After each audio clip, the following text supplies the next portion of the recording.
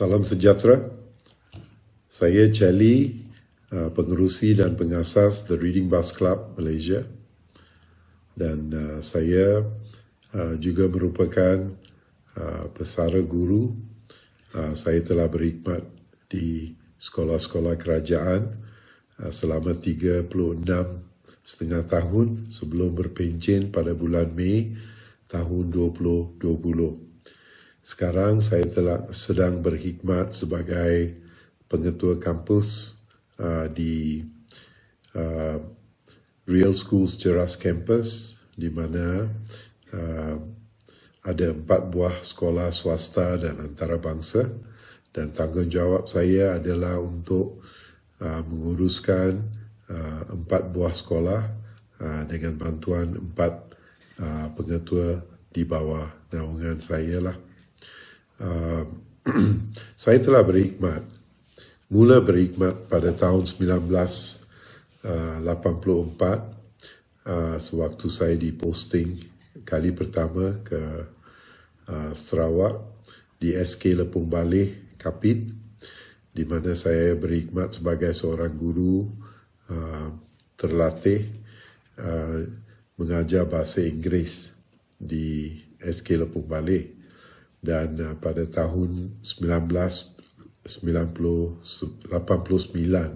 saya dipindahkan keluar ke SK Meranik di Kota Semerahan dan berkhidmat di sana sehingga tahun 1994, di mana saya dianugerahkan sebagai Guru Inovatif Negeri Sarawak dan diberi anugerah Beasiswa Kementerian Pelajaran Malaysia untuk mendapatkan ijazah sarjana muda saya di Otago University, New Zealand.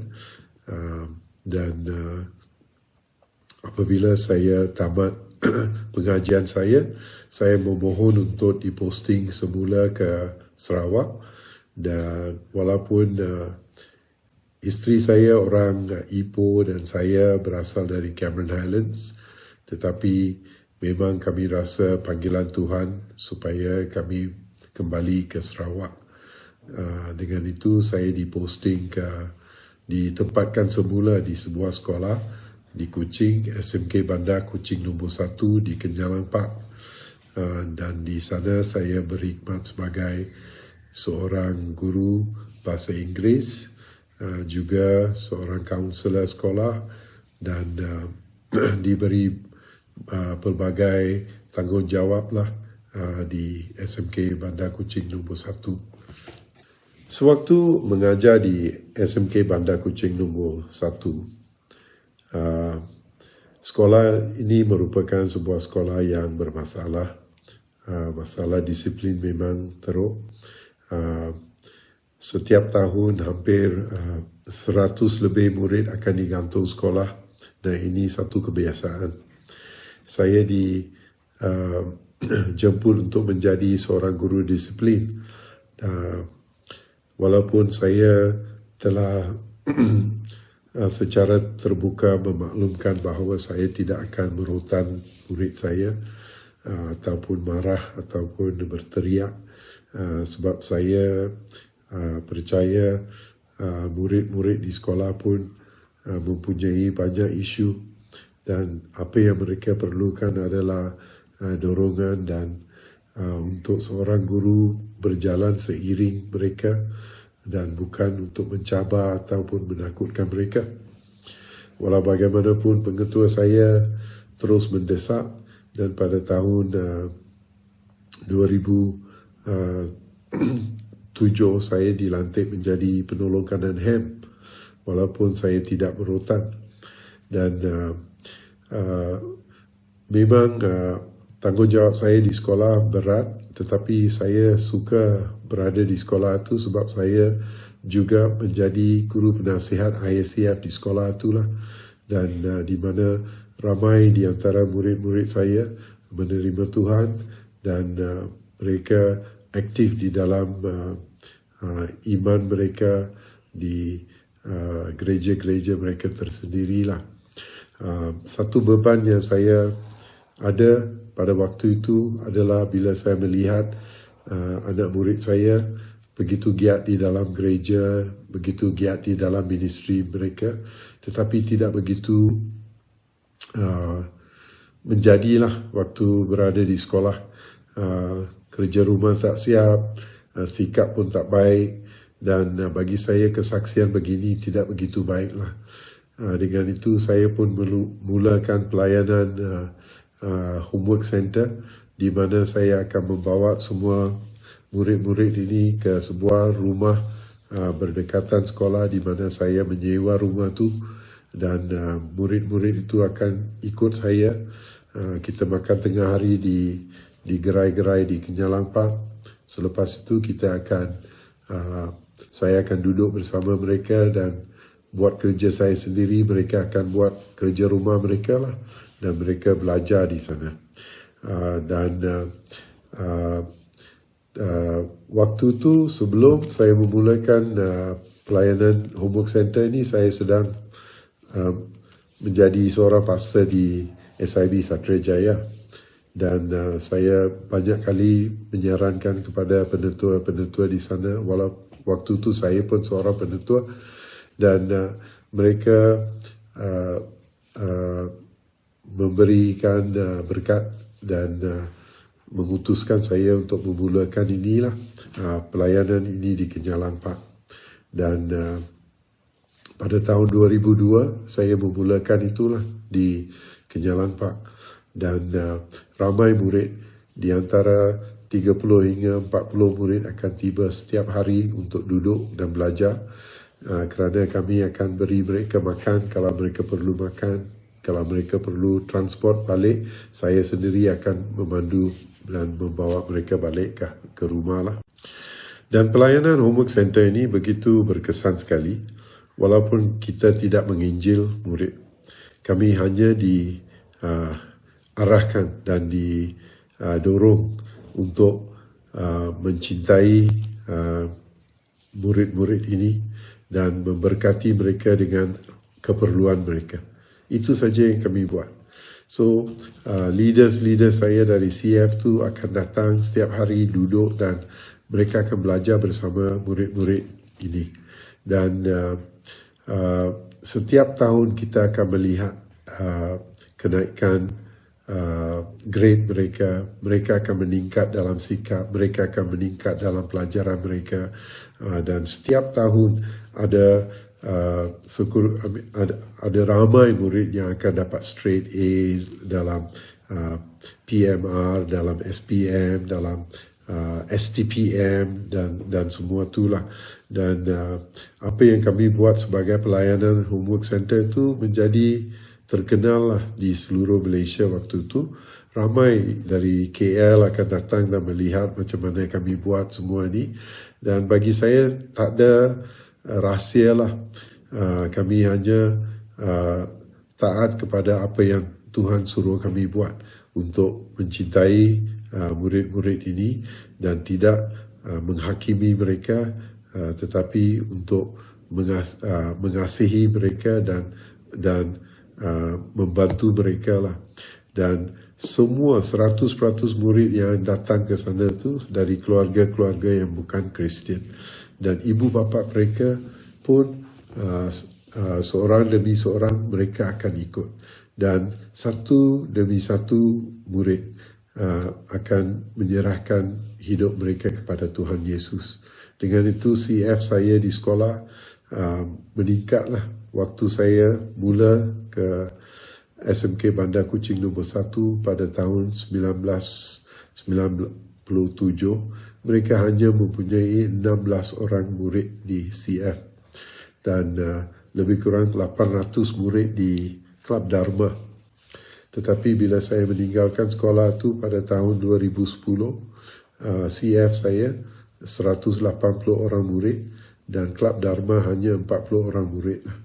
Dan Tuhan begitu memberkati sebab Tuhan melihat kesungguhan, dan Tuhan sendiri hadir setiap kali bila kami bersekutulah di CF sekolah dan juga di pelayanan di homework center di Jalan Cawan di Kenjalang Park.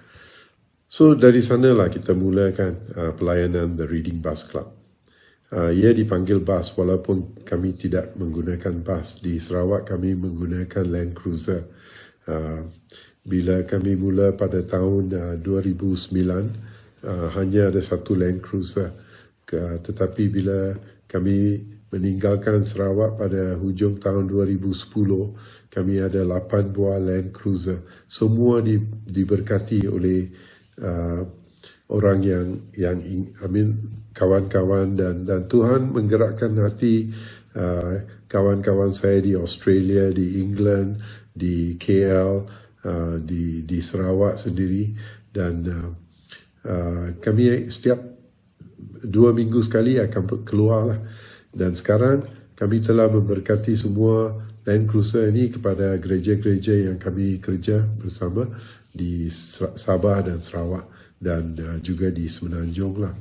Di Semenanjung kami tidak menggunakan Land Cruiser lagi kerana jalan raya di sini memang okey, dan kaedah yang kami guna adalah kita boleh membawa buku-buku ini ke pedalaman menggunakan motosikal, menggunakan boat dan semua itulah.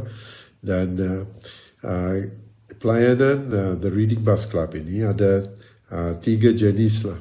Satu adalah reading bus di kampung, dan reading bus di kampung di Semenanjung hanya di kampung-kampung orang asal, dan kami bekerja melalui gereja-gereja di bandar yang mempunyai pelayanan di pedalaman di Semenanjung lah. Dan apa yang kita akan buat, kita akan masuk bersama dengan buku-buku ini, dan setiap kotak yang dalam dia 1 kaki, tinggi dia 1 kaki, panjang dia 2 kaki, kita boleh simpan lebih kurang 100 buah buku lah. So ada 4 kotak begitu, dan bila kita susunkan 4 kotak tu, dia akan menjadi satu almari yang tinggi dia 4 kaki lah. Bila kita buka dia, ada 400 buah buku di dalam. Dan murid di semua buku yang ada di dalam ni adalah buku-buku yang baru. Kami tidak akan memberikan buku-buku second hand. Sebab bagi saya, anak-anak di pedalaman layak menerima buku-buku yang baru, sama seperti orang-orang yang ada anak-anak yang ada di bandar lah. Mereka layak. Okay? Dan pelayanan yang kedua adalah reading bus in community. Dan di community arti dia ada ketua-ketua community, terutamanya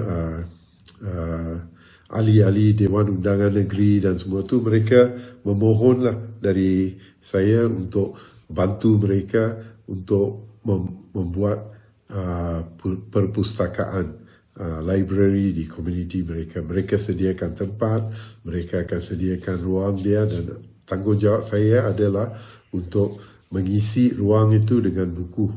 Sekarang kami telah buat dia di Bestari Jaya, di Ijo, dan di Cameron Highlands pun ada, di mana kami telah menyediakan perpustakaan komuniti. Dan sejak kami dah balik ke Semenanjung, kami telah menerima pelawaan dan permintaan daripada universiti dan juga daripada sekolah-sekolah kerajaan. Dan so kami ada reading bus in schools, di mana kita akan mendirikan shelves ataupun rak-rak buku di setiap kelas di sekolah, dan kami akan masukkan lebih kurang 100 buah buku di dalam rak-rak itu, dan semua kelas, satu kelas bagi setiap level akan menerima rak-rak inilah. Dan kami bekerjasama dengan universiti-universiti seperti Sunway dan Taylors dan HELP, dan sekarang dengan Unicel. Kami sudah menandatangani MOU, dan Unicel akan masuk untuk menjalani aktiviti-aktiviti The Reading Bus pada hujung minggu. Sekali dalam 2 minggu mereka akan pergi. Unicel juga sudah menjadikan The Reading Bus Club ini sebagai satu syarat untuk semua murid yang membuat diploma dalam TESOL supaya mereka mesti ikut The Reading Bus Club. Ini menjadi syarat untuk mereka menerima diploma di Unicel, dan yang itu menjadi berkat bagi kami lah. Dan apakah yang menjadi pendorong kami untuk teruskan melayani di dalam The Reading Bus Club?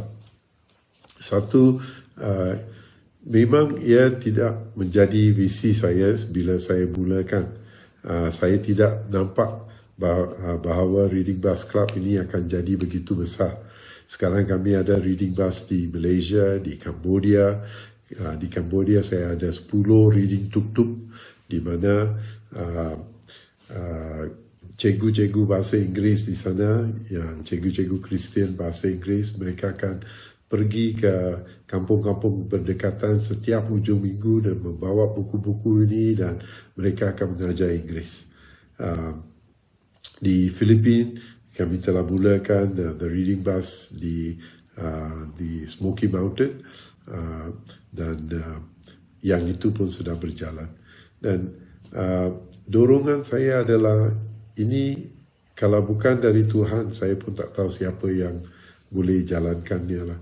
Dan buku-buku yang kami terima selalu adalah di dalam bilangan beribu-ribu. Saya terpaksa menyewa 2 tingkat kedai untuk menyimpan buku-buku ini di KL sekarang lah. Akhir sekali, The Reading Bus Club digiatkan tepat pada tahun di mana mereka umumkan bahawa pengajaran matematik dan sains akan diajar menggunakan bahasa Inggeris. Memang orang-orang di bandar itu keinginan mereka lah. Tetapi anak-anak murid kita di pedalaman, matematik adalah mata pelajaran yang sangat susah. Sains merupakan mata pelajaran yang sangat-sangat susah. Apalagi kalau kita mau mengajar matematik dan sains di dalam bahasa Inggeris. Dan kadar keciciran di Sarawak pada hujung tahun 2006 sangat-sangat tinggi. Dan tidak ada orang yang ingin bercerita. Ramai yang tak boleh teruskan sebab mereka memang tak minat. Isteri saya dengan saya, kami adalah guru bahasa Inggeris. So kami pun duduk dan fikir dan berdoa dan berkatalah, kalau ada sesuatu yang kami boleh buat, kita akan buatlah. Dengan itu, dengan berkat buku-buku ini, kami membawa buku-buku ini ke pedalaman, dan kami hanya mengajar bahasa Inggeris, tak ada apa-apa yang lain. So apa yang kami buat di sana, kita akan bawa buku-buku ini, kita akan duduk bersama murid, kita akan bagi mereka peluang untuk keluarkan buku dari library dan lihat buku, lihat gambar, lihat perkataan, cium buku, bau buku. Kami tidak akan menghakimi mereka lah. Kami ingin supaya mereka seronok. Kami akan menjalankan game-game bahasa Inggeris, mengajar mereka lagu-lagu bahasa Inggeris. Selepas itu, kita akan menjalankan aktiviti the reading process menggunakan keywords with Peter and Jane, di mana setiap kampung yang kami melawat, kami akan memberkati mereka dengan 3 set Peter and Jane.